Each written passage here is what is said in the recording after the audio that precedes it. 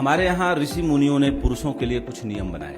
हालांकि पुरुषों ने कोई नियम माना नहीं, सबसे ज्यादा नियम उन्होंने ही तोड़ा, लेकिन स्त्रियों ने नियम माने और बहुत सालों तक माना, हजारों सालों तक इस यात्रा को पूरा किया। नियम बनाए कि पुरुष वर्जिश व्यायाम करेगा, कसरत करेगा, और स्त्री क्या करेगी, यानी कि पुरुष मस्कुलर था, स्त्री कोमल थी। जो कुछ भी सुंदर प्रकृति में है वो स्त्रीलिंग से जोड़ा गया। मैं किसी की कविता पढ़ रहा था, जैसे तूफान आता है, नदी बहती है, यानी जितना कोमल भाव है, फूल खिलता है लेकिन उसकी पंखुड़ी गिरती है, जितना कोमल भाव है वो स्त्रीलिंग की तरफ है, स्त्री की तरफ। प्रकृति ने भी, लिखने वालों ने भी उसे स्त्री से जोड़ा, सुंदरतम भाव। तो स्त्री के लिए क्या बनाया, स्त्री के लिए कहा कि भाई गायन, नृत्य, पाक शास्त्र, कला, ये स्त्री को दिया।